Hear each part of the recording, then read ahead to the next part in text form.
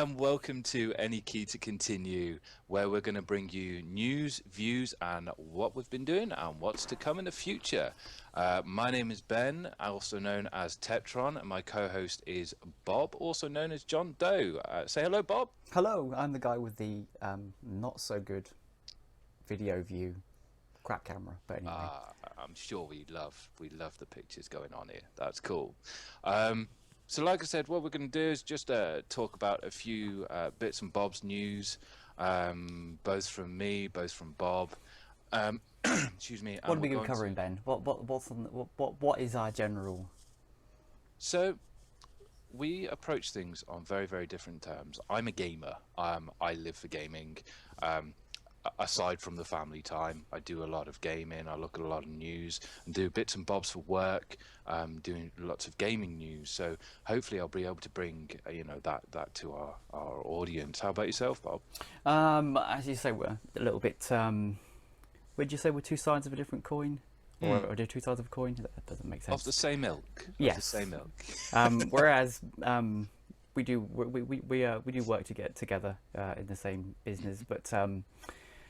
Whereas Ben, as he said, is quite game orientated. I too am a gamer, video games, but not as much as it makes you sound terrible, Ben. Not as much as Ben does in terms of the up to date stuff, and Ben's been a hardcore gamer for a number of years, whereas I'm kind of on the other side of the table, and Top. quite literally tabletop. Yeah. Whereas my cue is the wonderful roll of the dice. So whereas I think my experience or my passion core comes from that side of things. Ben's more on the video games, but Ben also plays board game stuff as well. So I think we kind of mesh in the middle quite well. Yeah, and we have the also interests outside of things, like you with your comics, and I like everything anime, for example. Yeah. And we'll probably touch on that, in future episodes as well, if not this one. Definitely next episode. I know this isn't the first one, but Warcraft. Warcraft. But about that in the future. Yes. Yeah. So what we'll do then is we'll go through some news. Okay. So the first thing I want to have a chat about really is quite a big thing in the whole gaming world, Bob. Cross-platform play. Now it's always been this big issue where you've got your console players and you've got your PC players, and you don't mix them up. You keyboard and mouse kings against your joypad warriors. PC Master Race, yeah. Yeah, PC Master Race. I unfortunately sit on the PC Master Race side of things, but I do dabble in the odd console play. Shame on you, dirty, filthy man. But recently, Rocket League, there's been a lot of talk recently of this cross-platform play on being able to play with Microsoft, Xbox One and PC, and also the whole PlayStation Network side of things. So where we're able to eventually play between Xbox One and PS4. Now that'll be awesome, but it's always been one of those fairy tales. Now Rocket League are the first in the world to do a full-on cross-compatible Xbox One console game and play against PC. They've, excuse me, clearing my throat a little bit. Psyonix have, recently announced, if it wasn't today, the release of this video, but the previous day, that they're going to bring this functionality out where we can actually play Xbox One players as a PC player. Excuse me. Which was originally mentioned back in March, is now actually going to be a thing. So they're looking to get that all up and running. Everybody's really excited. We've got some VP statements from Psyonix as well, saying that they're really excited to bring this Xbox One and PC together. And it's a big thing. It's a big thing for our play styles, because there is only one way forward. Next, now they've shown that it can be done. There's nothing stopping the other companies from bridging that gap. So yeah, really good news on that one. Yeah, definitely. I think in terms of Rocket League, particularly in terms of the game type for me, because I'm not a massive football fan, but my kids are, and for me as a player to be able to do that and mix obviously the football genre with, you know, cars and whatnot, add a bit more fun into that.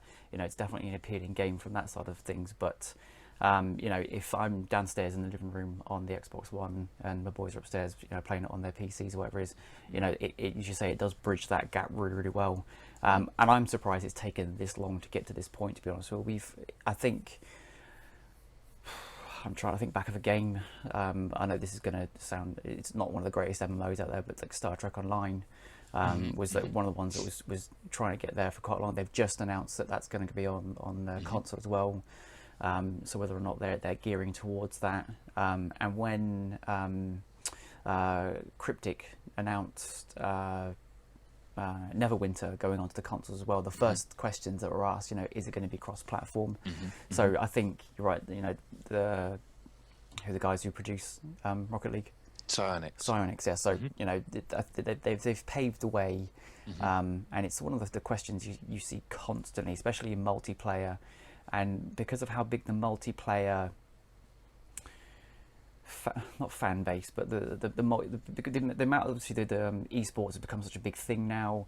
But again, it's siloed. It's siloed to the PC stuff, or it's siloed to the console thing. It's more predominantly the console, PC games that you see. So I think in terms of, you know, the big money makers, if some of these like esports people can get behind these companies and, you know, help fund and push that, you know, it's going to benefit them, it's going to benefit the gaming market quite a lot as well. So it's always going to be a good thing. Just today, it's been surprised it's taken this long to actually get to this point. Certainly. Microsoft historically have been really bad with opening up their networks to allow that interaction. And from my personal view, it has been Microsoft that have been the stumbling blocks. In the past, excuse me, they've attempted games on the PlayStation with PC, albeit they were atrociously bad, and the lag was that bad that they just abandoned it, you know, and never did it again. I can't recall what game it was. But Microsoft have always been the stumblers, that firewall that's been in the way of allowing that cross-network play. Yeah, but I mean, I think recently, I think with the massive shuffle that Microsoft had, and the release of Windows 10, and particularly the streaming function between your tablets and your consoles, the Xbox. I mean, that's been fantastic. So, I'm a firm believer that they've obviously, and even with the VR headsets that they're producing, the HoloLens, with the Minecraft stuff, they're getting it now. And I'm surprised that on such a simple platform, Minecraft hasn't been the first cross-platform game we've seen. Because of, you know, I'm not saying it's a simple game, because, you know, my kids absolutely love it, and I love the whole idea behind that sandbox creation thing anyway. But you know, I would have thought by now that would have been top priority, especially if Microsoft own Minecraft as a license, don't they? So yeah, definitely. So yeah, really good news, really good way forward for us, really. So what's been top of your list news-wise this week? News-wise this week, so I did, as I mentioned to you in the car on the way home this evening, I was going to cover the Skylanders Battlecast stuff, whereas you sniggered, and I haven't actually had a chance to look at that coverage yet. But the reason that I think the one thing I want to kind of start off with, first of all, is at the moment, in terms of the whole, and this is probably going into my feature section as well, so, you know, I'm throwing out the whole show notes thing here. But one thing I wanted to kind of cross thingy on at the minute was the crowdfunding element that's driving a lot of the board game kind of renaissance, as they're calling it at the moment.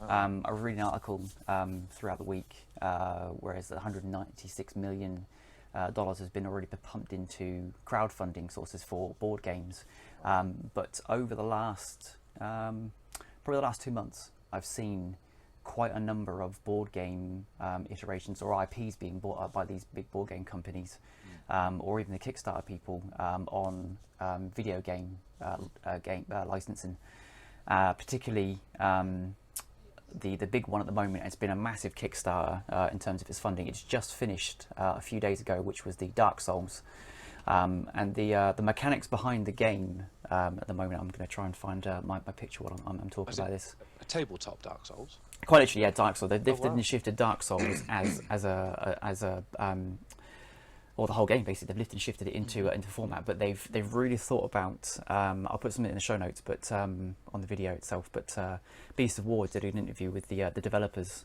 last weekend, and because of the historic nature of Dark Souls, for how difficult it is, even the first level bosses, and the whole as you die you accrue souls and things like that. They've really lived. I'm going to say try and find the. I've got it marked on my thing here, but they've tried to create a board game where that whole difficulty level really does sort of cross over into the board game element of it, whereas you can't just find the boss and go off and gank him. You've quite literally got to navigate the map. You can either play cooperatively, you can go in and amass as much resource from the board game as you could possibly find or think of. I'm just bringing it up here, so I'll switch the screen so people can see it. And is this card based or? It's miniatures based. So the main idea behind this. So if we go to the campaign here. So if you go to Kickstarter and have just search for Dark Souls, the board game, you can see on the screen here we've got the layout is basically all some of the main bosses here, and you play as the Dungeoneer. Some of the expansions themselves are additional minis. And these minis are like the different armor sets you can accrue in the game. So the idea is as you're going around the actual board itself, looking at the gravestones and the treasure chests and the barrels and things like that, and looking for resource, you can amass a really, you could become the tank of the game. But if you decide as a player to rush off and go after the boss by yourself, okay, yeah, you're the tank and you're hard as nails. But without the backup and support of your other cooperative players, you're pretty much going to get ganked straight away. And with Dark Souls, in terms of you've got to learn and understand how the boss fight sort of moves throughout, and whether when he's going to swing with his weaponry, and then when you need to dodge, things like that. The mechanics of the game have a various number of cards, so these cards enable you to, as you're fighting, you draw. So you're not necessarily fighting a games master. It's all IA based with cards. So you pick a random set of cards at the very beginning, which then determine how the boss mechanics are going to work for that boss.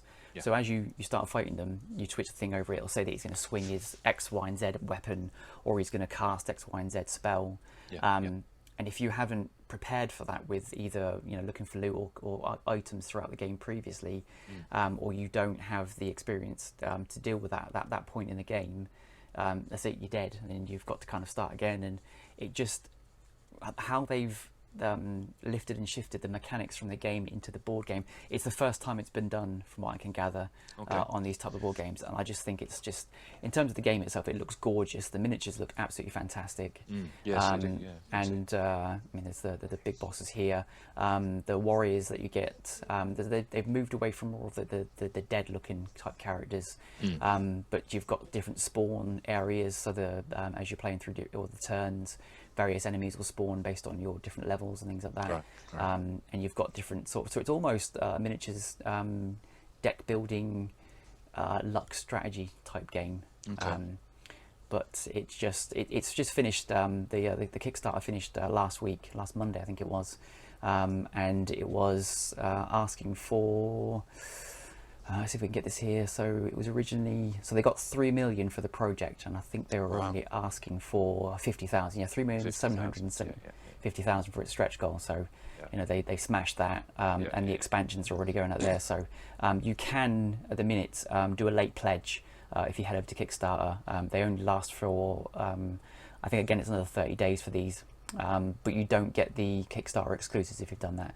So the game, if it does sort of pique your interest, it's still there, then I would recommend this. This is the one that's got me excited. I originally saw it over a month ago when it was first launched. Had a bit of a look at the Dark Souls games, into the history of them games, and then this is just called right out to me, and really looking forward to that. But this I'm saying is the whole movement of board games. So at the moment.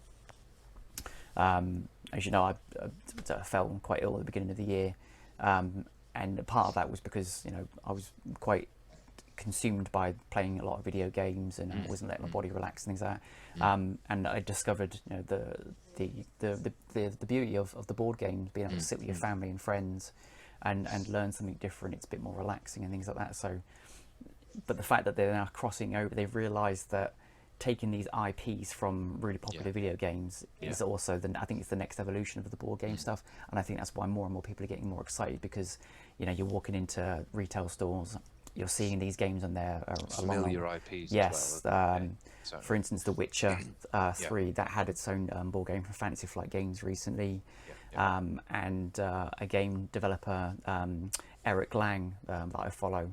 He's at the minute in the throes of producing a Bloodborne card game, strategy game as well. So I believe it's going to have miniatures with it as well. So looking forward to seeing how that's going to come up as well. So yeah, that's my excitement thing for this week. Well, back on that, on the Dark Souls thing, it looks like you also have the option to paint your own figures, which will obviously appeal to a lot of the old school legacy tabletoppers as well. You know, the old Warhammer players. And so on and so forth, so you can customize your own designs, and perhaps, you know, boards as well, so that you're not the same if you go around your mates and play, essentially, or anything like that. Looks good. Cool. I suppose the other big news, well, big news everywhere at the minute, is Overwatch is now out. You know, everybody's been. You still haven't got me on it yet, though. You still haven't managed to. Oh, we will do eventually. It's a beautiful game. Blizzard have done it perfectly, as they have a majority of the other games. You know, nobody ever doubted that, really, and the hype was real, and they delivered on the hype, which was really good. One thing that drew my attention to the whole Overwatch thing, excuse me, is that they've been commented on how good their customization of the system is now. PC gamers like myself, we use all kinds of different tools. Like, you can see my Nostromo there, you know, you can see my Naga there. No dodgy product placement, but it's it's customized. This episode was Sponsored by Razer. No, it wasn't. No, not sponsored, not endorsed, nothing like that. It's just what I like to use, and they're customizable. That's why we use them. You can do whatever you want with the system. Now, Blizzard have always been very, very good with their keyboard. It's probably a lot that they've learned from Warcraft and everything else like that. But a guy on Reddit this week, since the Overwatch launch, called Zek552, suffers, unfortunately, from cerebral palsy. Now, his issues are that when he's using a joypad, he can't necessarily press all the buttons in all the right times, which is obvious because of his disability. And the functionality within Overwatch, he's been praising Blizzard for the functionality within Overwatch, that he can do whatever he wants with his settings. You know, he can he can go in and change any of the keys. So, for example, on his left thumb pad, he can press up, and instead of it pressing up, he's firing. You know, and everything like that. So he's not restricted by the preset game configuration, which is fantastic news, and I think every company should be following that kind of customization available in the background, because there's not just people with cerebral palsy. There's all kinds of, you know, different people's different walks of lives, different disabilities, or even different ways of playing that companies could cater to by doing something as simple as what Blizzard have done with a majority of their games. You know, which is a really good news, and another thing to add on the stack of awesomeness from Blizzard. To be fair, I'm not a Blizzard fanboy. I just think they're doing an awesome job at the minute. You liar. You lie like a cheap rug. Lie like a cheap rug. So yeah, that was another nice story, an alternate story for Overwatch, really. It's not just about how the game plays, how the game is, how awesome it is. It's that, yeah, you do cater for everyone. Yeah, I think Blizzard, as you say, their games are always polished. I mean, they're still polishing Warcraft to this day. I know it's more cartoony now. It's not as, you know, back in the day when it was like, oh, look at this. But you're right. They all of it, this Overwatch has just come out from nowhere with them when they announced it sort of over a year ago now, isn't it? During one of the BlizzCons, But it's for them, it's the story. It's always, that's what I love about Blizzard, is that they put a lot of effort and a lot of passion into the stories. And the amount of people I've been seeing getting excited over the mini animated series things. My eldest son is fallen in love with it. His phone's already got the sounds flying out of his phone for all his alerts and all sorts, and you the same. Not product placement as well. No. Is that a frog or is it a fish or a frog? Is that a frog in a babble? Is that a frog in a babble? Yeah, absolutely brilliant. Still need to sample that. Love, the cavalry's here. Exactly. Everybody knows that. Yeah. They do in our area of work for the business. They now your phone. But in terms of the whole customization of the game itself, is this because Blizzard have made it more people are more aware of the actual functionality that they can go and change this? Because for me, customization of keys and controllers and consoles and all that, that's been around for a long time. You've been able to customize. So how is it? I don't know if you've seen the video or not, but how is it different in Overwatch that people recognize it more than they would do, say, in any other game? So I think I know where you're coming from with it. It's on a PC. We've had a lot of that customization, but historically or on consoles, you've not really had that. And because Overwatch is cross-platform, it goes on anything. I suppose they've had to adapt that style onto a console platform, which they're not used to. I probably can't recall an actual game that I've played on the Xbox where I can remap every single key on a joypad to do whatever I want. And because in Overwatch, that has made that now available on a console like an Xbox, for example, whereas we're used to it maybe on PC on a lot of games. They're just not that used to it, with that audience. So I suppose that's why it's quite refreshing that they're able to do that. And if I had a disability in that sense, I would not then be restricted in what I can and can't play. Yeah. Which is quite nice, quite enlightening, obviously, if you're suffering from disabilities. So yeah. Cool. Kudos to Blizzard for that one. Yeah. Again. So one thing I didn't know if you'd noticed, going back to your Skylanders point.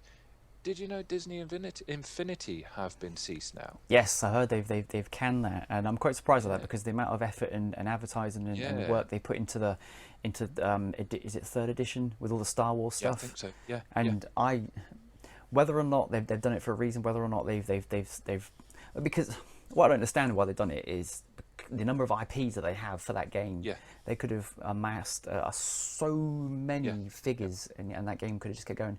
It must just be, and I personally think maybe the free app version of Disney Infinity may have been the death of the game. Yeah. I've got no evidence to back this up, but obviously because that was the free edition, obviously the kids would have been. There your phone going off. There you go. Yeah, that's Case in point. Beautiful. Well timed. It just doesn't understand, whether or not that was the reason for that, or they've got something coming, and potentially whether or not we're going to see a newer version. Because I remember if you remember, I was looking at some of the patents, and Disney owned the patents for the whole, miniature, the device recognition or them type of things there. Yes. And they have done for a number of years. So for them to own that, and obviously just about other companies for the similar sort of things, Skylanders, and I've got a feeling personally that there's something big Star Wars coming. Yeah, well, that's it. It seems funny that they're not riding on the coattails of the new Star Wars, really. Yeah, all the Marvel stuff. Oh, the Marvel stuff. Yeah. Look at how big that is. The Hulkbuster from Age of Ultron, the Infinity figure for that, he's huge and he's gorgeous. But they're just really well made figures. Whether or not it's just the expense, I don't know. I don't understand the theory behind it. I never really sort of read into it. But when they announced it, I was like, oh, okay. Because it does work, it's marketed well, and that was one reason. The reason I was going to mention the Skylanders one is because it's a TCG version, But from the initial stuff that I read, I'll probably cover it a bit more next week and a number of other TCGs. Yeah. Because that's one of my favourite gaming avenues is the whole TCG is trading card game. right. Okay. Yeah, or CCG, collectible card game, or I think it's LCG, living card games is a new one. Wow. I've not heard that one. No, that's a new one from Fantasy Flight. In terms of when the expansions come in, instead of the whole idea of different expansions and sets have an effect on the storyline of the game instead of just that expansion. It's quite a nice little thing. But yeah, not a bit too try hard to be different then, no. No. It's one of the TCGs I'm really looking forward to getting. It won't be this for a long time because I'm focusing on sort of set regions of games at the moment. The Cthulhu stuff particularly at the moment. But what I was quite surprised to hear was they've had the license for Game of Thrones collectible card game for, I'd like to say probably close up to 10 years, or maybe a little less than that. I mean, when the books first came out, they were kind of on top of the IP even before and the cards are designed, more around the books and it's got no, there's no whiff of the TV series at all in any of the card games, and there are there's a bucket load of expansions for this game already. They've done a second edition as well, so but because of and that's where the whole living card game things kind of spawned from. I will play the Game of Thrones card game for one card. Flaming boobs. Yep. I want to be sitting there at a table, group of dudes, and go, I play my flaming boobs. Boom. Flaming there boobs. You go. Yeah. Boobs. For me, card games, it's all about wood for sheep. And you will find this out playing Settlers of Catan. I've got to give that wood for sheep. It makes me laugh, makes everyone laugh every time. No, yeah, definitely, no, I agree. I don't even know that's cards there. I'm going to look through the sets now, see if that's actually a card. Flaming boobs. Flaming boobs. Yeah. Got to be in there somewhere. Of Fury. We could make some awesome card names. We could do. Yeah. Certainly. Cracking. Okay, so what we'll do is we'll go on to our next section now then, and what we've been up to this week, yeah? I think so. You don't want to look at my Kickstarters then? I've just hit my microphone. Sorry. Your Kickstarters. I didn't know whether you would class those. We can go through your Kickstarters. Let's go to Kickstarters definitely. Before we move on. Yeah. Let's just say that this is a loose format, and we'll tighten this up as we go along. But perhaps we should say we'll make this as a section next week. That would be a good one. That's a good idea. We'll do that. We'll do that for the next one. Right. So I'm just going to quickly switch over to. Shall I do my browsers? This is some Kickstarters of the week. There you go. There we go. We'll sample that. We'll sample that. Yeah. Although your voiceover samples are just bring a tear to my eye. They really do. I aim to please. Kickstarters. There are, as I say, there's quite a number of them coming up that have been released and announced over the last month or so, and as I think some of the more successful Kickstarters, particularly the Age of Conan, the Conan board game, like 3 million. This Dark Souls has hit the 3 million mark. They're going through the roof at the moment. And if you were a serious game collector, and I would love to, Kickstarter, as you know, has become one of my Sarlacc pits. Yeah, exactly. Awesome. I'm having to cull it back a little bit. I've already spent quite a bit this year on some Kickstarters, but so I'm having to stop myself, and it's difficult because of the amount that are being announced. And this Dark Souls one, I was very close to getting it, and just thought, no, it's just I can't add another one in. It just shows what a good job that they're doing, though, to make these things appealing.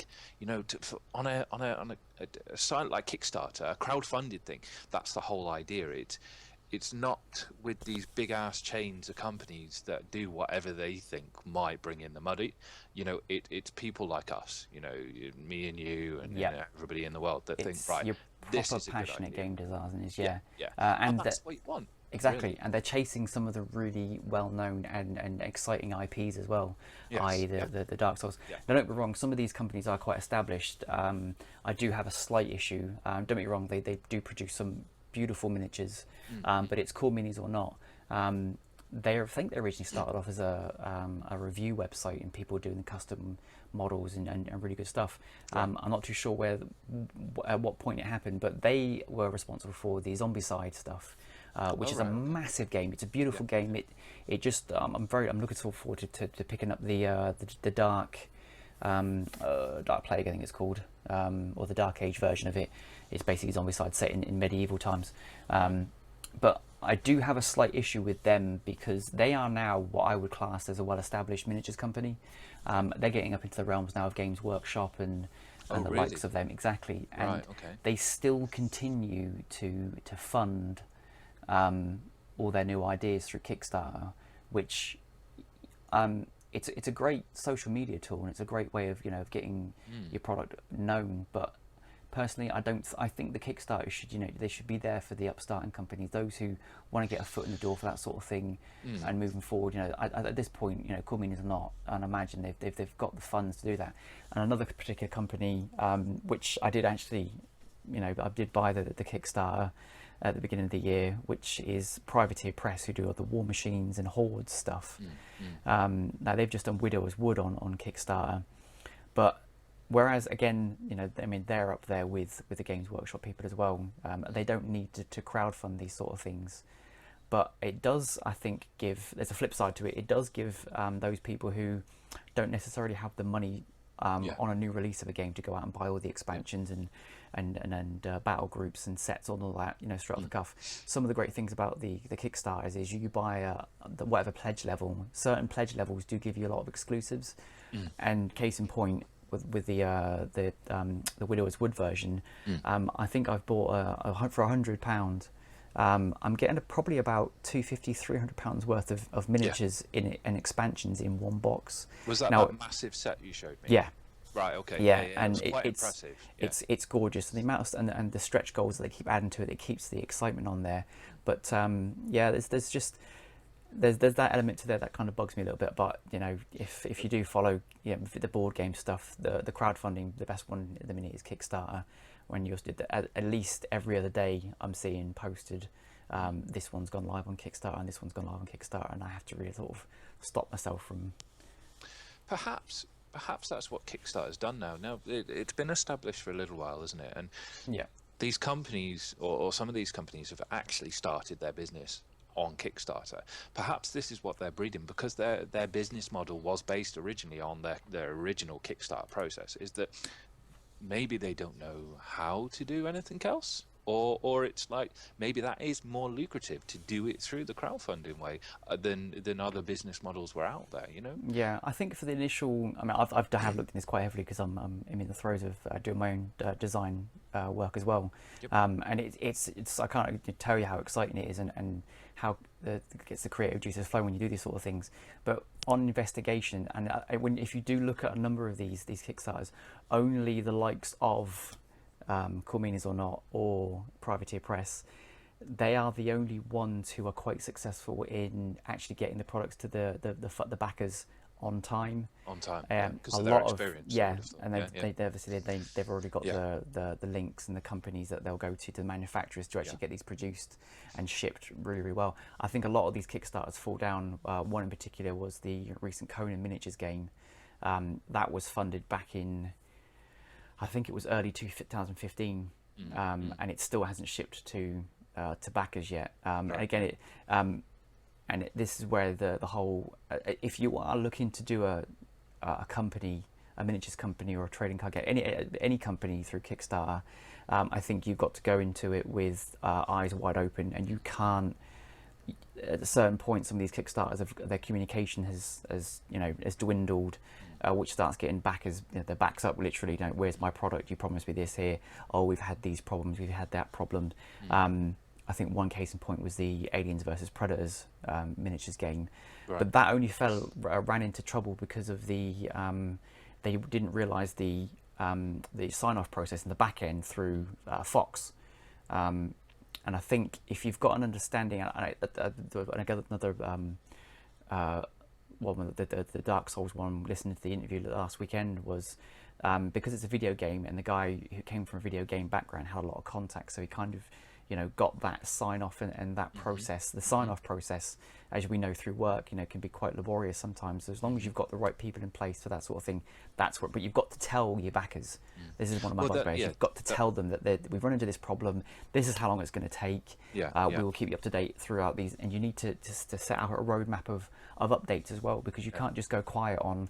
Some people are spending hundreds of pounds on these Kickstarters, and for you to go quiet is just not. And I think that's key for the people that do go on Kickstarter to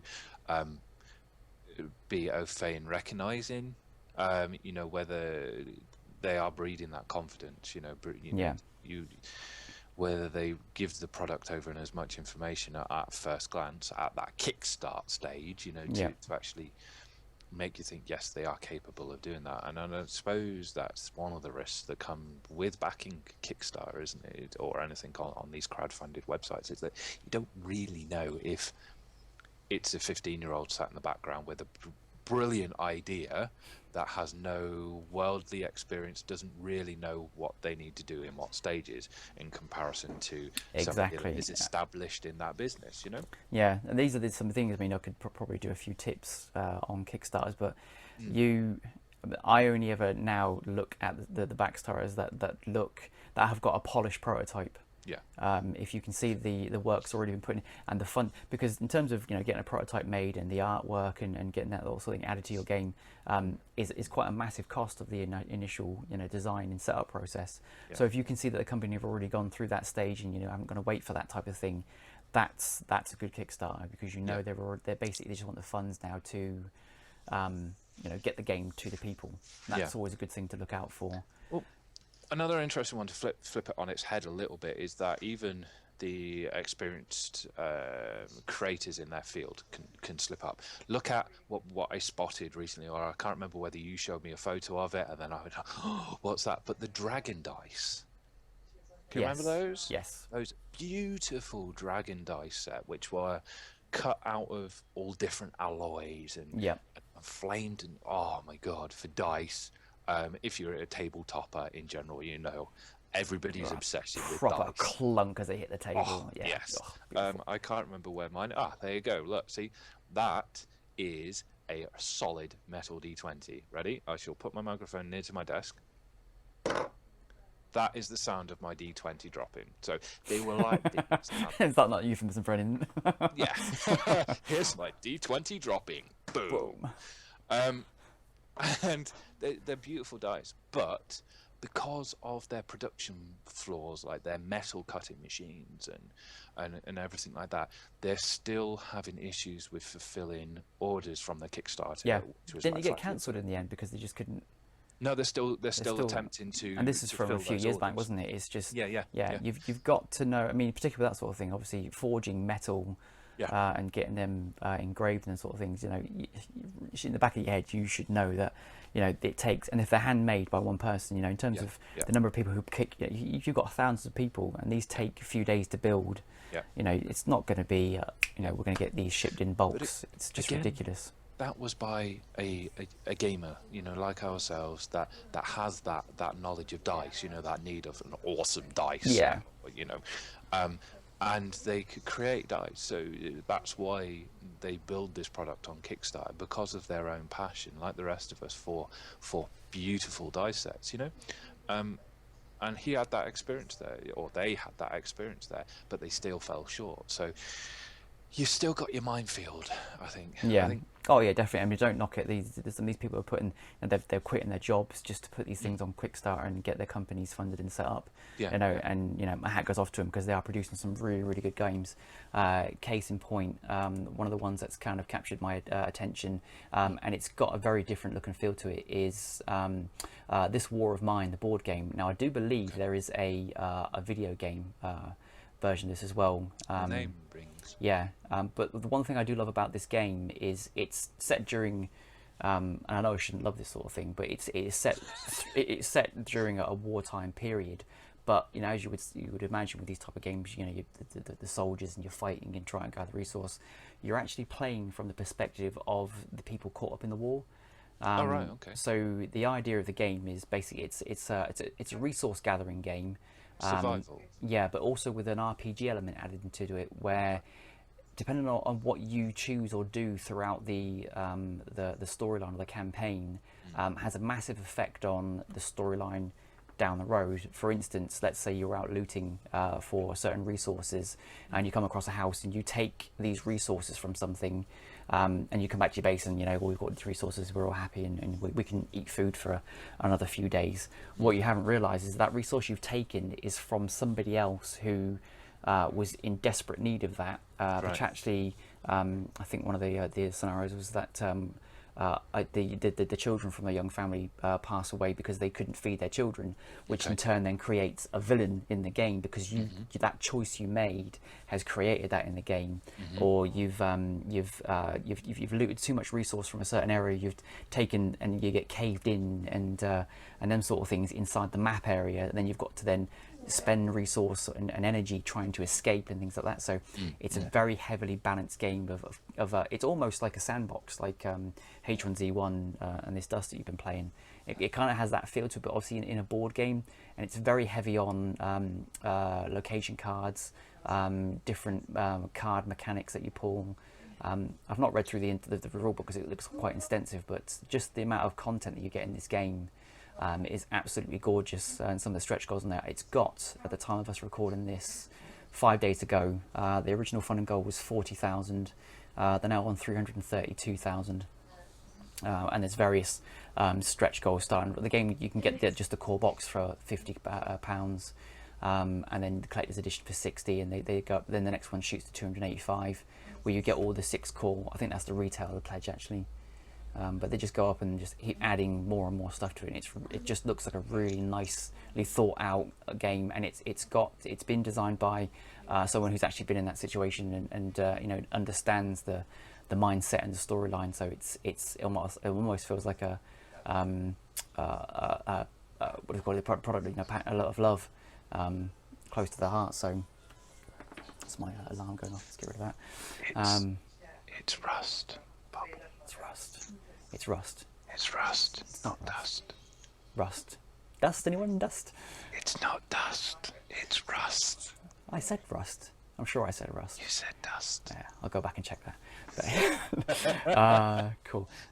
So the next one I had on my list was Vikings Gone Wild, and this was actually funded within 2 hours of it going up. They needed $7,000. They're currently at 55,000. And whoa! What I'm picturing now is a bunch of Vikings on a beach with their moobs out, going wild. How do Vikings go wild? It's basically a deck building kit set. I've not again read through the rules, but this one. What? Boat decks. Boat decks. Boats. Yeah. No, get deck building. Yeah, boat decks. Oh yeah, no, I didn't get that. Well, I'm missing the wild aspect here. You are missing the wild aspect. Let me read the description at the top to see if we can set the scene. Okay. In Vikings Gone Wild, players take the role of heads of clans fighting against each other to prove to the gods who is the best, who will gain victory points mainly by attacking other players, defending successfully, upgrading your town hall, or completing missions. The game ends once a player reaches 40 or 30 victory points, depending on the number of players, but the final winner will be determined once the 24 bonus points have been attributed. During each turn, you'll play the cards in your hand and buy units of defense towers, erecting buildings, and attack players. So it's almost got like a Clash of Clans type feel to it. But it just looks like a fun game. I don't think it's cooperative. Far from it. It's just basically a resource town building type deck building game, and it just looks fun. It's got some really good artwork to it, like town hall cards and mission cards. I'm not Valkyrie token. Thor is in there. Ragnar, things like that. So yeah, it's got the whole classic, you know, Valkyrie type thing to it, and different types of god worshipping cards. We've even got Helga's pack. So you've got the. Has that got some fur bikinis in? No. She's a robust lass. Yeah. Robust with fairy boobs.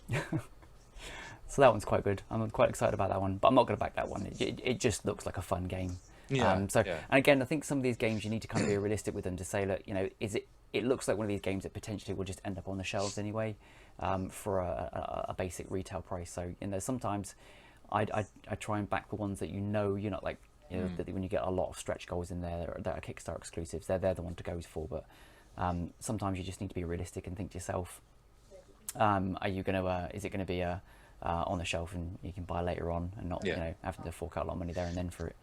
See, I'm not personally. I've not backed anything on Kickstarter yet. There's loads of stuff that I've ummed and ahed about, but I'm really picky. And if I came across something that's called Vikings Gone Wild, I don't think that would shout to me to say it's an awesome Viking pillage it. Yeah, raw. No, but because I think again you've got to be realistic when you look at these Kickstarters in terms of their art style. I mean, this one's quite cartoony, and you can see the aim behind it is to have fun with the game. Whereas sometimes there was a Blood Rage, which is another recent game that's actually out to buy now, which is the whole Viking fighting the gods type thing. That one's got a particularly bigger sort of realistic feel to it, and the whole pillaging idea and stuff like that. So that one's definitely one to look for. Is it more of a family fun style? I wouldn't say yes. family fun, but yes. Like Asterix and Obelix. You remember them? I do, yeah. Terrible comic, but it was awesome. But it's got that. It's definitely got that type of feel to it. So yeah, it's definitely one to look out for. That explains the title a little bit more. Yeah. So it's definitely one to. Again, that's one thing I look out for when I look at these board games. Which ones can I sit and play with the kids? Which ones are quick games?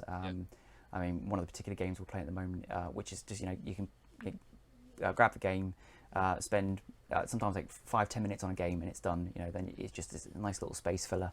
And they're the particular games I do like because keeping kids' attention sometimes over a long periods of time is quite difficult. So I wouldn't never sit down and play an RPG properly with my younger ones, more so my eldest, but because he's kind of getting into that realm of things now. But and obviously our gaming groups, things like that would be better. But yeah, I look forward to that stage with mine. And I'm obviously not there yet, but when they're a little bit older, hopefully you'll be able to sit down and delve into the board games like you do. It'd be awesome to have that. And it takes, again, for me, one of these big things I've learned beginning of the year is the whole family element of being, taking yourself. There's the occasions where I'll see my kids all sat around, they've all, eyes plugged into a gadget, and no one's talking to each other. And I'm quite passionate about that. I hate that sort of scenario.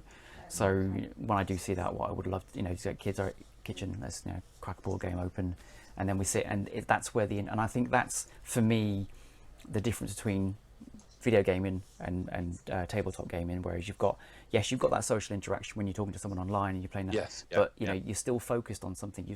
You're in that. With table game, you can muck around and have a good old laugh for a couple of hours, have a few drinks and some food and whatnot, and then it's definitely got a more social aspect to it, and that's why I enjoy more. I think that's why I've moved more away from the video games to the board games most recently. Yeah, certainly, definitely agree with that. Okay, so we'll move on to our next section then, which is what we've been up to this week, really. We'll do it every week.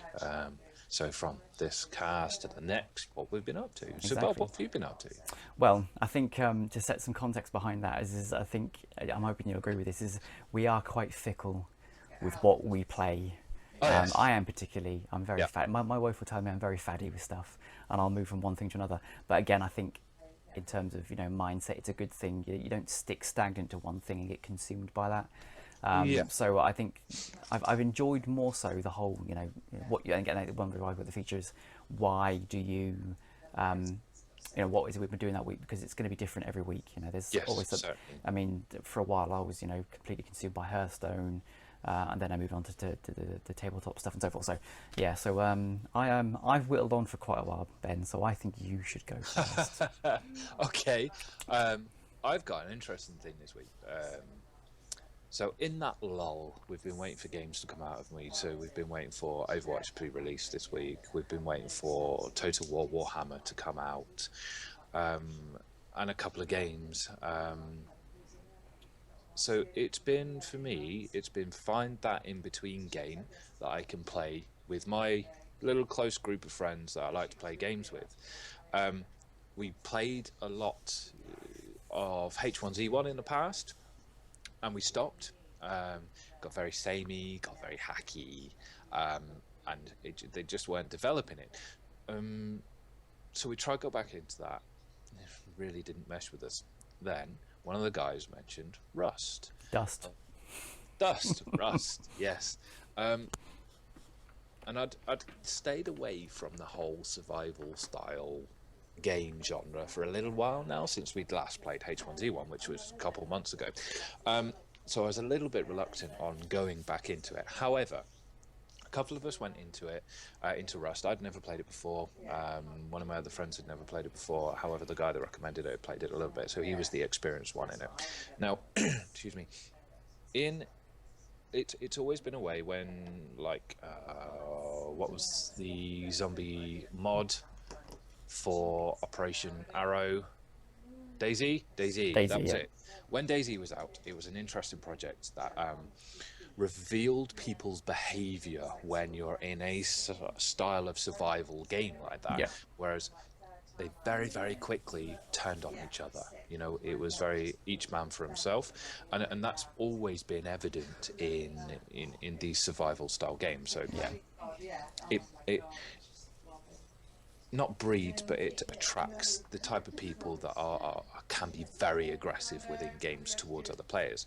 Now, in Rust itself, it is the typical survival game where you build your own base, your resources, you forest your resources, and everything like that, and then people come and raid your bases. Now, yeah, all right. If you're new to survival games, that can be quite enraging when somebody comes in and nicks your hard-earned stuff. But that wasn't my issue. You know, I'm used to these survival games. That wasn't my issue at all. What I experienced, not once, not twice, but 3 times a lady. Bad. But what I experienced was that I had built a base, like I do. In these games, You are the base builder. You're I'm the obsessed with builder. building bases, and you're off there tinkering away. And I leave crap here, I leave crap there, you know, and so on and so forth. But I was in a base that I'd built, albeit new, so I didn't really understand how to build the impenetrable bases and everything like that, which is fine. Didn't expect that at all. And I was expected to be raided. It was more of a learning on how to do something. So we're in this base, and suddenly somebody appears next to us. That wasn't either me or Neb, one of our friends. It was like, oh, where did you come from? Oh, we're dead. Balls. Okay, so right, respawning our sleeping bags that we had there, back in our base again, and he's there, and we kill him. It's like, yes, we got him out of the base. How we got in there, no idea whatsoever. And then he appeared again. So hold on, what's going on? So we killed him again. Then he appeared again. It's like, right, there's something not right at all here. And this continued to happen. He killed us. Another friend, one of his friends came along, or I say he, no idea if it was a male or female, but we'll say he anyway, came along. And because we were enraging, because we couldn't understand how they were getting in, whether it was an exploit or anything like that, they hadn't visibly destroyed our base, which is what we'd expect. They then decided that it was a good thing not to steal our resources, which is generally what you would do in that, which is what you would accept. They then maliciously, I say maliciously because I can't think of any other reason why they would do it, is that they would actually destroy the entire base. And I'm talking wall-to-wall destruction of every single object in this base, so that the base was completely obliterated. And as you can imagine, I was very salty, very, very salty. I remember the journey in the car the next morning. You weren't an happy chap. Yeah, definitely. And this seems to be one of the things that these games have sort of bred in people, that people are not satisfied with, okay, it's playing the game to take other people's stuff. People are not satisfied with that. They push it to that next level. They push it to, where people will get really agitated in a game to the point where they'll stop playing. You know, we consider changing servers to get away from that sort of toxic environment, which is what it is really, because it forces not necessarily newer players, but players altogether out of, you know, that play zone. I got over it, and obviously friends said, don't worry about it, it's few and far in between, you know, you'll hardly get that toxic style of play. So I build another base, and what the frack happens again?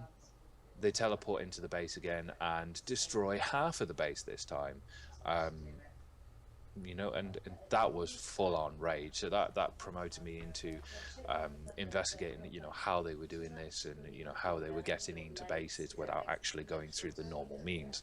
It turned out that there is a teleport function in the game which is quite overpowered, which allowed them to teleport to places. And then because of our ignorance in the game, we weren't blocking something or something or other, which allowed them to repeatedly do this. And it just seemed they were different people, and it just seems that these types of games are breeding that next level of trolling. Can you call it trolling? Yeah, no, I agree. It's almost dominance. It's a level of dominance because they know they can do it, and they realise they're more experienced and because they're not seeing you before as players, they get a kick out. It's almost like a psychological thing where you've got the dominion over that person, you've got control of what you do, and they get a kick out of that. And that's unfortunately what especially these sandbox type games do breed quite heavily. And I agree, I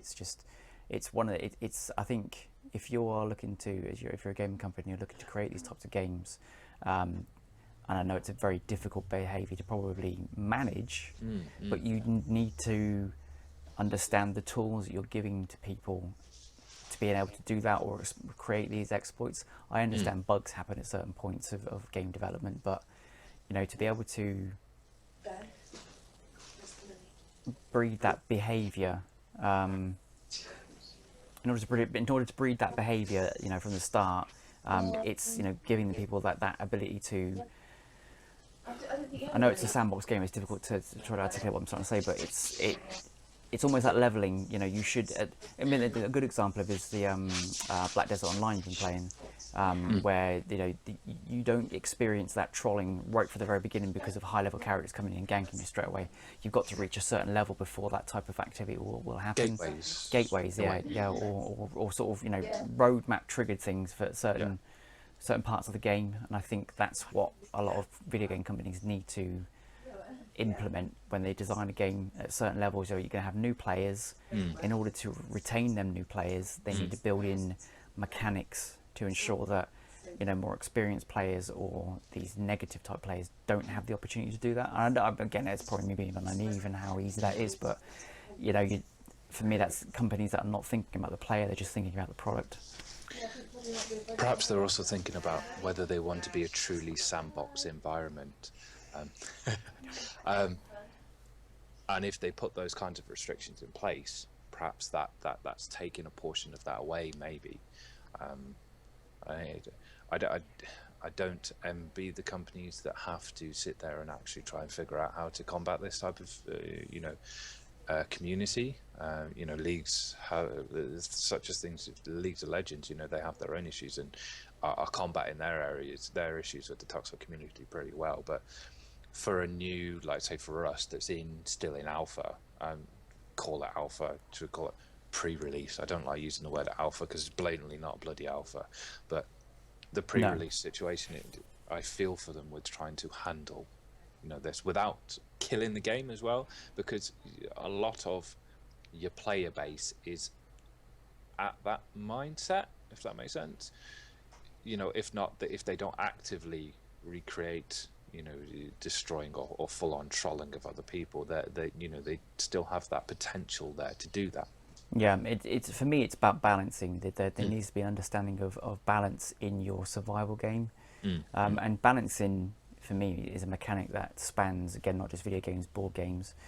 In order for there's a kind of there's a period of a gamer, and even video games and board games, there's a period of a gamer's life where they have that almost introduction, surprise and delight, and then they become more competent at what they're doing, and then you have that overall sort of the win mechanic.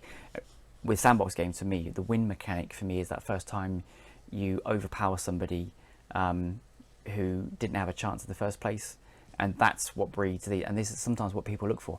I also think, and I'm not dissing Twitch because I think it's a brilliant platform for these type of things, but I think Twitch breeds that behavior in people, seeing, right, like this game, I understand it, the YouTube videos that are out there, people sometimes jump on board the negative things straight away. Oh, I can do that's the sort of gameplay. It's almost created a new iteration of a player. They don't play games to win games and have fun and get on with their mates. They play games simply just to make life difficult and horrible for other people. To harass. Yeah. And I know it's a very small minority. I know very, very naive to say to say this online, but there is a small margin of people like that, and unfortunately, them type of people tend to gel together quite quickly as well, and that's you'll have a clump of people that will do that.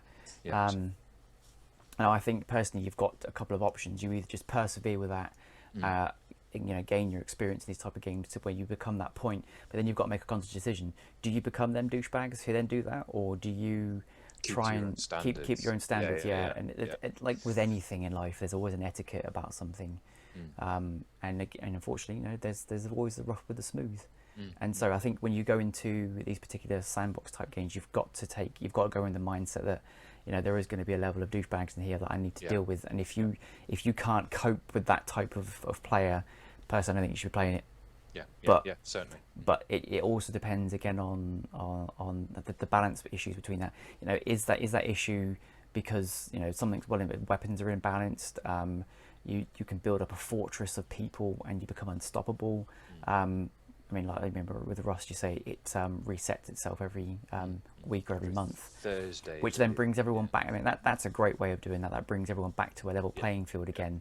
But you've got people who, predominantly can play a lot more than other people. So, they're going to level up straight away a lot quicker and, get to that level of omnipotence type thing within players as well. But there's kind of, you need to just go into these sort of things with, it's this type of game.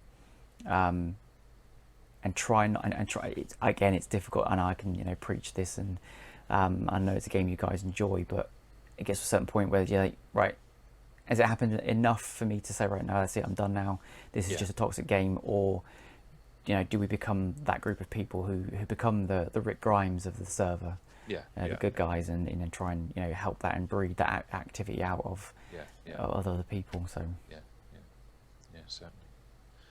So that's been my trial this week, and now Total War's out, which I'll touch on next week, and Overwatch is out, so we've been waiting for Overwatch, the group of us, for a little while, so we're cracking on with that. And my son is, and again, Total War, I'm shockingly terrible at it. He couldn't even get past the tutorial campaign, but just as in terms of graphically, I've got the the King edition, which at this point actually we'll play the my unboxing video. Is that a good idea? We'll play the unboxing video. We can definitely put a link in. So right in front of me I have the Total War Warhammer edition, or King edition. It's been sat on my desk for a while now. I've been chomping at the bit to open this all day. It's going to be awesome. So yeah, I've not looked at it properly yet. This is the first time I've just popped the seals on the box, so here we go.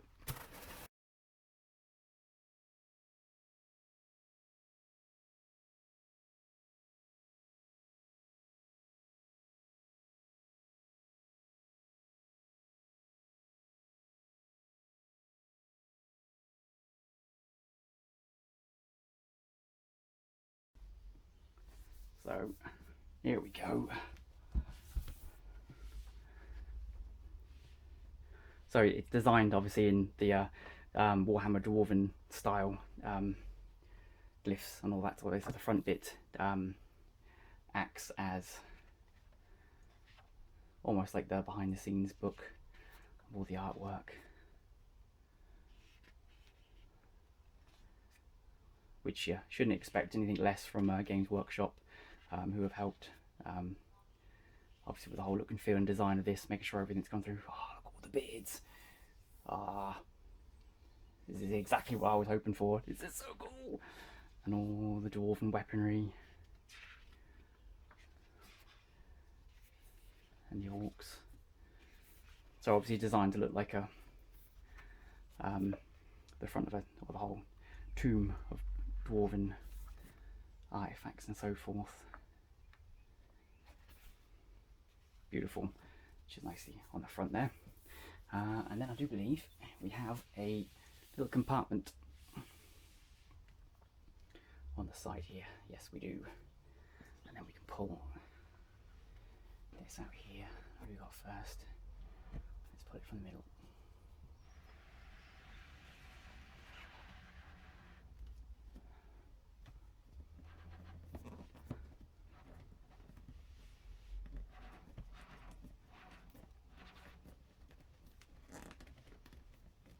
I believe it's as far as it goes, so it's like a little drawer in there. And then first of all, the main thing we're here to look and obviously play, Total War Warhammer, a nice steel case, you can see that.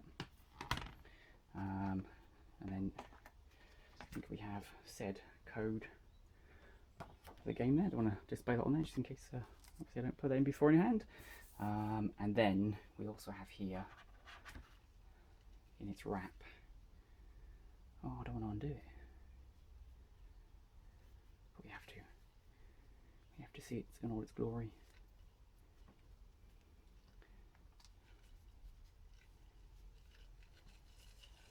Proper cloth map of the region as well.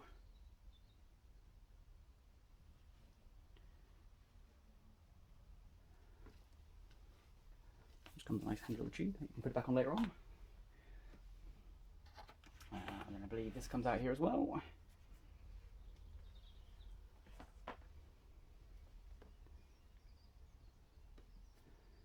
Just a little bit of foam casing there. Oh, here we go. Here we go. Oh my god, it's a beautiful. Oh, the weight to it.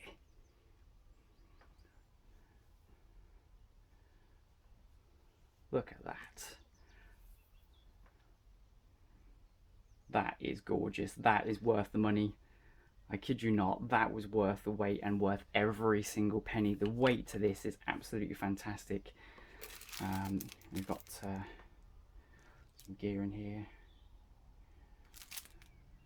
See about the stand and everything, which I do believe is in here as well.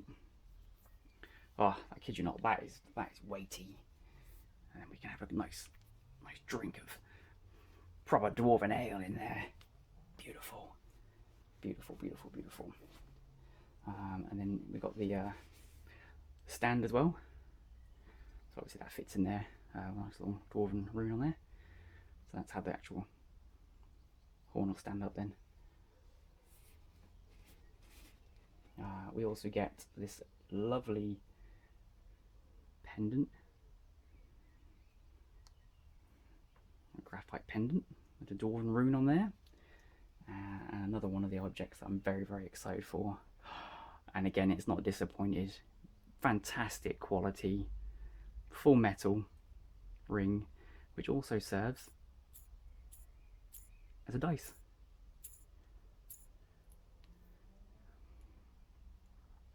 On the finger there.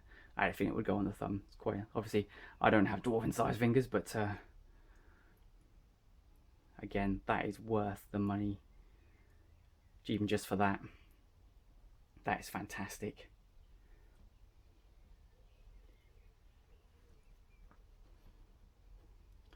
So there we go. That is Warhammer Total War, which me and Ben, I'm hoping at this point we'll start to talk about and review.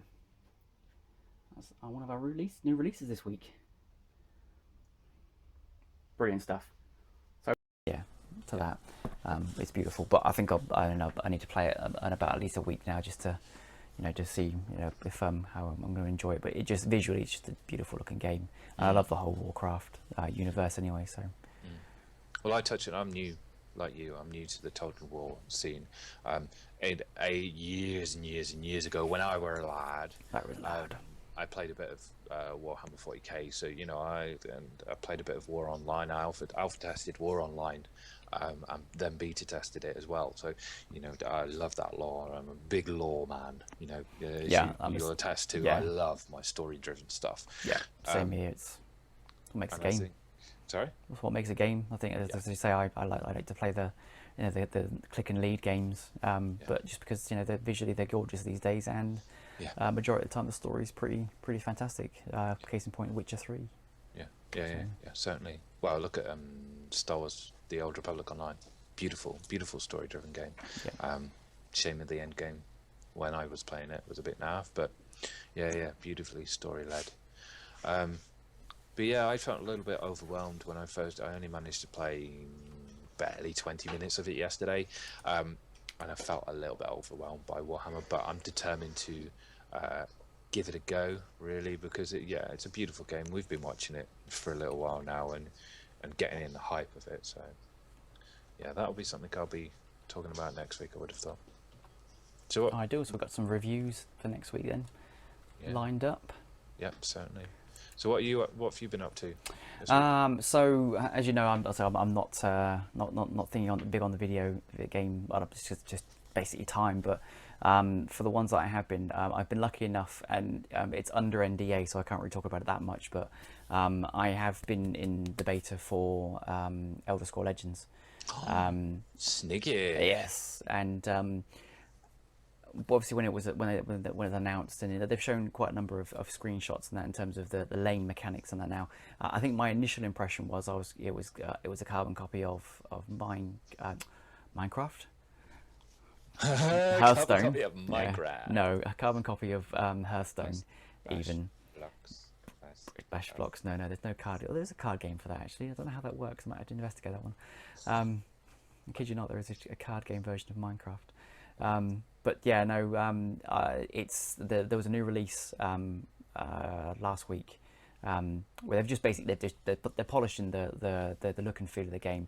The storyline's pretty good in terms of the campaign thing that you run through as a tutorial, and they've introduced some more card mechanics. So in terms of its gameplay now, my fear of it being a carbon copy of Hearthstone is dissipated quite a lot. So I'm quite looking forward to how it's going to progress. So they've just released on the website a lot of the class mechanics and attributes that they've got in there as well. So if you are looking forward to this game and you've not managed to get in the beta yet, I would just go through the website and just absorb as much as you can.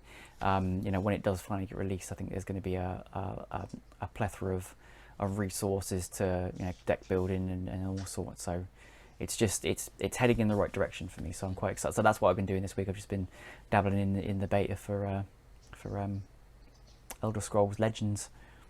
I think Hearthstone has definitely knocked the top kid off the block, hasn't it, and shown that they can actually do it. MTG, what has always been the card game, the TCG, isn't it? Yep. And along comes Blizzard and goes, yeah, right, I'm taking that title. Yep, and do it right every time. Yeah, but they knocked that big kid off of his pedestal, and I think they've just shown that it can be done. So it'll be interesting to see what this Elder Scrolls like. Me personally, I'm yet to be convinced. You showed me like the website, and we've had a look, but yeah, I don't know myself. I haven't seen it as much. Yeah, as I'm in a little bit of a. As soon as I see a game, I feel like the Skylanders one that I saw. As soon, and this, I'm backtracking, sidetracking again, but I'm very keen on the whole physicality of gameplay. Obviously, video game quite is tactile in terms of a controller and whatnot. But physically, I do love my TCGs and I do love my online TCGs, Hearthstone. And I've had a quick go at like Magic Duels, things like that. But for me, it's the physicality of holding the deck of cards in your hand, seeing your opponent across the table, and changing the life counters and things like that. It's that whole thing about. So I do get excited about it, but I think the reason the Skylander one is because again it's a product, and they Activision do Skylanders, don't they? Hmm. Yes, I think it is Again, actually. they get it right because it's, again, for me, I'm a massive fan of, or a keen believer of your children, you know, instead of being on a gadget, playing with toys, having something physical in the hand. And again, the Skylanders one's done the same thing. From what I can gather, there are physical cards that you can buy and collect alongside the miniatures, and the miniatures have an effect on then the video game. So they've bridged all three sort of gameplay styles for me. It's a good looking game, it's fun, it's great for the kids, so that's why I'm looking forward to investigating that game a bit more. And as soon as I see some TCG related or collectible card game related online, I get quite excited about it. I think the other thing I've noticed quite recently, especially with the board game stuff, is the app integration that you're going to get. There's a game called Descent at the moment, which is a dungeon crawler. They've just released an app which becomes sort of like the Dungeon Master AI. As in phone app? Yes, or tablet, or phone. It's okay. free as well. Okay. But it kind of, you tell it what expansions you've got. You've got to have the core game, obviously, but you tell it what expansions you've got. And then it kind of becomes your dungeon master, and it sets up the storyline, the campaign. It will do the randomization of the card draws and things like that. So instead of with Descent, it's a dungeon crawler, but you've got your heroes, your players, and then someone's the dungeon master, and you know, it can be quite one-sided sometimes. So what they've done is they've created this app to take out the dungeon master. The gameplay does that bit element, and then you can sit with your friends and actually physically play this dungeon crawler cooperatively and together, which is, I think it's fantastic. And I've noticed more and more of that starting to appear in, so the whole video game, board game genres are also trying to mesh and merge in the middle there too. And that's what excites me. And again, this is sort of some of the things that I've been reading, investigating a lot recently. That would be quite a clever idea, really. If you take it back to the old D&D age, where you've got your GM that D&D, Dungeons and Dragons, sorry, using acronyms, shocking. Where you've got your games master that will sit there and say, right, okay, you know, you've gone into this dungeon and there's such and such here and there. If you could then transition that, say, to a tablet, you crack a tablet in the middle of the table. You've got your ring of friends around the table, your cards, your character sheets, whatever, and then your tablet is literally the DM and shows you maps live on screen. And talks to you and takes you through this scenario and interacts with you. I think that would be amazing. It would be, and I think this is the start of it. I think we're in the next 5 to 10 years, we're going to see that massive movement. I mean, they're already developing large digital tables for people to play on for the dungeons. You know, you can physically create the digital, but then you're still relying on your miniatures. You're still having that tactile interaction with the game itself. And again, you're sitting around with your friends, experiencing that together instead of someone being siloed as the game. Don't get me wrong, I'm all up for the dungeon master stuff. And game master for that sort of thing. You know, people love to create story, and again, that's why I love these sort of things. It's the whole creative element and story-driven things that, you know, empowers you to create these stories or follow a campaign. But I think just adding in that extra, you know, digital adaptation to these things is just, it's the way forward. And again, you know, like we were saying with Infinity, having the characters that change how you play the game style and things like that is just. It's just great. Imagine having a table where you've got a dungeon, a treasure chest in the middle of the table. When you put it down and you open it up, all of a sudden it explodes, and then it changes the layout of the table right there in front of you. It's that sort of thing. Like the augmented reality Yeah, stuff. it's heading that way. So I just can't wait to, and that's why I'm excited that the whole, you know, board game and the video game worlds are, as I say, they're starting to converge a little bit. Yeah. Do you know what it reminds me of? There was an old game that I used to have when I was a teenager, and it was a horror game, and it was on VHS, and you had the board game. I can't remember what it's called. Atmosphere. Yes. Atmosphere. Where you popped in the video and you VHS. started it off. Yeah, your VHS, and it said and all the scary music and the scenes and stuff like that, and it's like a game you could play in the dark because the glare from your TV screen. Yeah. And you'd have to go, right, okay, pause, fast forward to specific seconds, right, play. What do we need to do now? You know, that kind of interaction with something that's not you or one of your friends would be awesome on a tabletop setting. Yeah, but as I say, it takes you out of that. You know, you can play alongside your friends and experience that instead of being quite siloed. So yeah, definitely. Anything else you've been up to?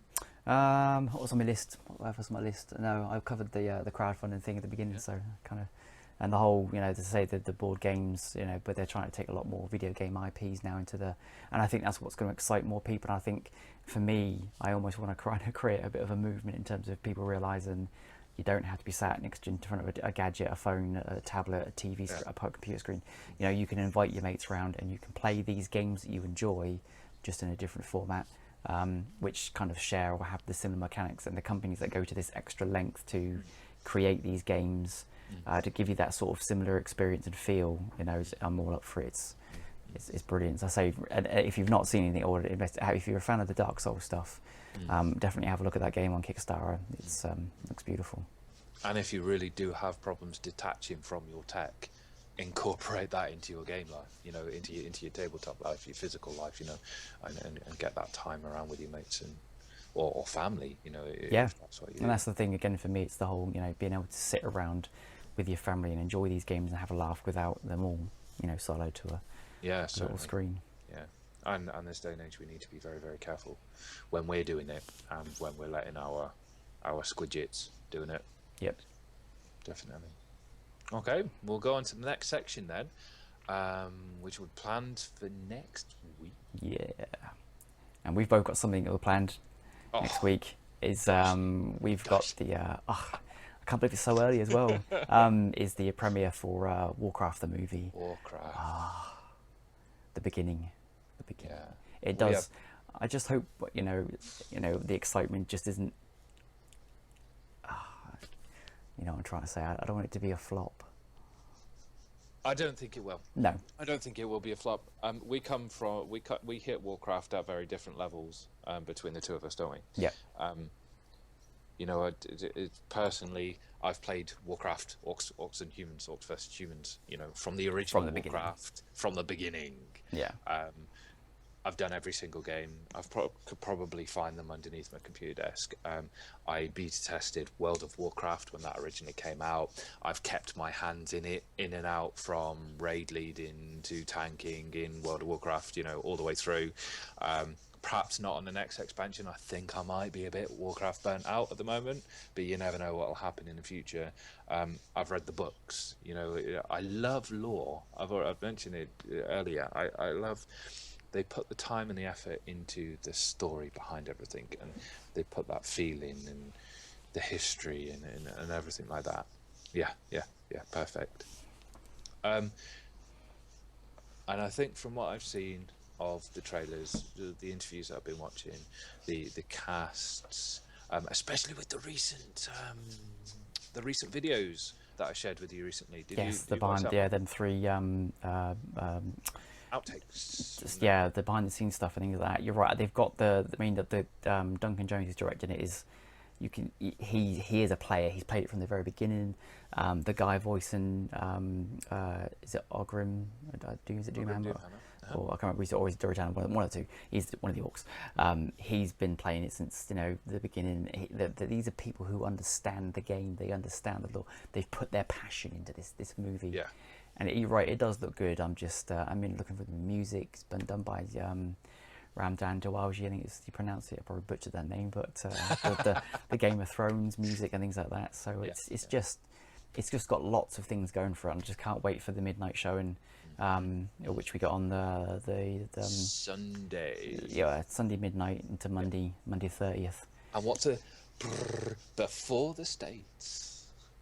Yeah, which seems to be happening more and more often. I'm not going to complain, but hey ho. Yeah. I'm not going to complain. What really surprised me really nicely is that you've got, can you call us fanboys? I suppose you can call us fanboys on Warcraft, but I was sat there, so I went, my Star Wars fanaticism, I suppose you can call it, was bred by my mum.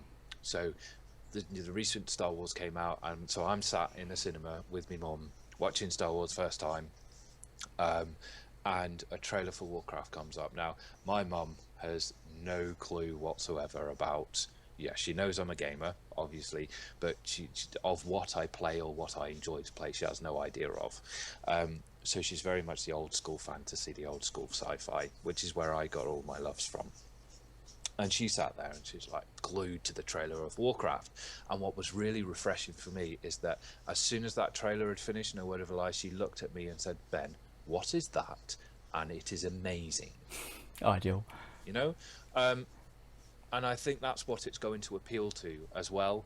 You've got that Lord of the Rings, that Hobbit base that hasn't had any of that kind of film for quite a while now, and I think they might hit that at the right point now, where because there has been that gap, they might be able to appeal to that audience that have got no idea what Warcraft is. It's going to create a bit more of a fantasy resurgence again, I think.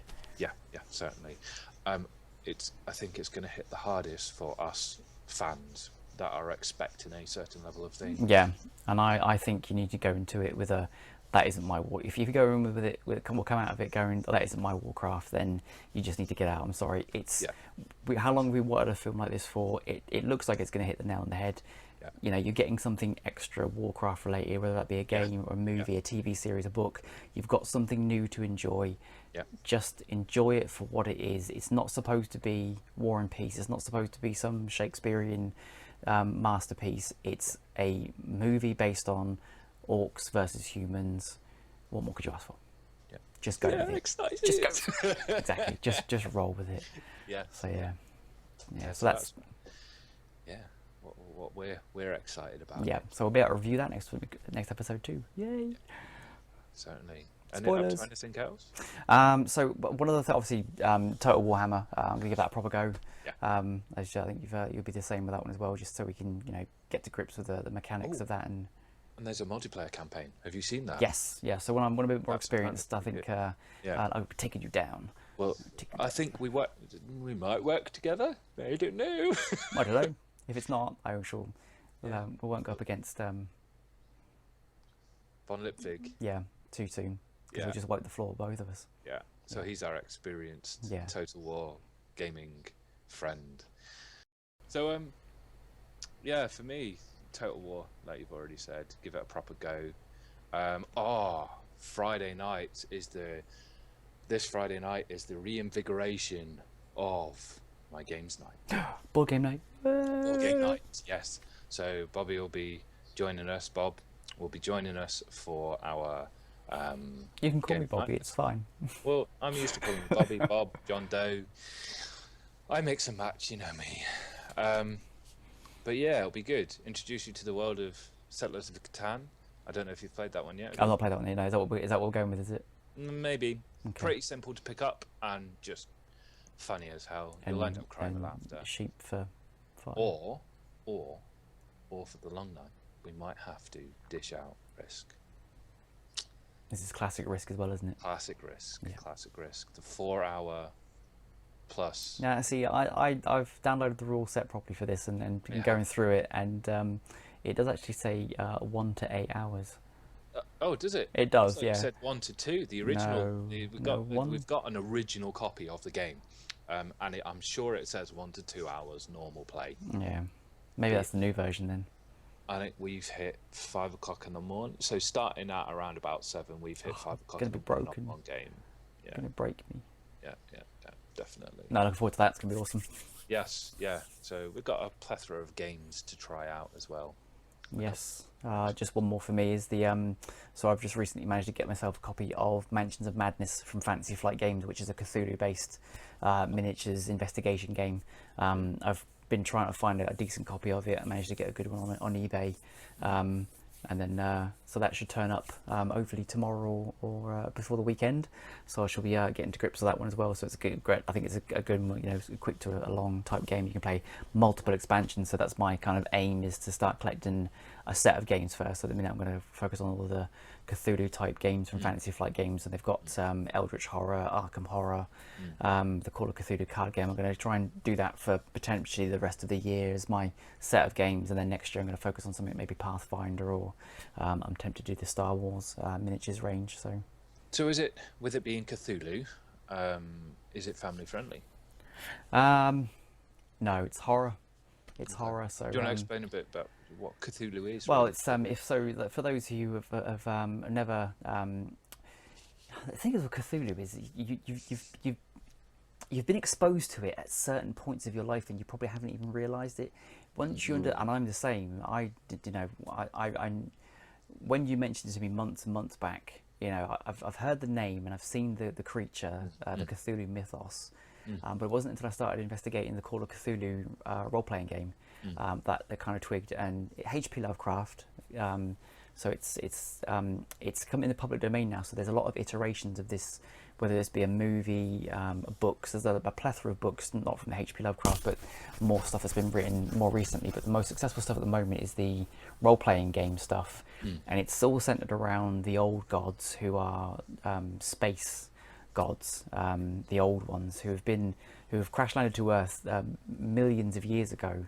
And the one particular god, one of the old ones, and he's not even like one of the top tier gods, he's kind of sort of under the lower tier god, is Cthulhu, who's basically been asleep under in the ocean for millennia. And the idea behind it, the storyline, is he's almost the reason why we have nightmares and why there's the horror and the monsters out there that the things that claw at the doors and things like that. And why there is engaging time, because he's feeding the insanity out from him, and he's kind of created these almost followers and cults, and the cultists who then, as society's progressed, they've tried to adopt more radical means of sacrificing people to awaken the gods. And it pits the cultists basically against the investigators, which it's all based in 1920s, 30s and 40s type thing. Most of the Joro storylines are based in this period of time. We've got Atung Cthulhu, which is a miniatures role-playing game based in World War II, so they're kind of thingy to that point as well. I did realise what you just did then. But a majority of it, so the Mansion of Madness is basically a set of investigators, and that could be a detective, it could be a journalist, it could be an actress. It's all people from that period of time who have been exposed to something cult, Cthulhu related. They've maybe had a horrible dream, something's happened to them, and then they start on this role of investigating. They meet more people. There's the Miskatonic University, who are almost like the Grand Masters, who follow there's the Elder Gods, who were the ones who fought the Cthulhu gods, the old ones back in the day, and they're kind of trying to fight. There's a game called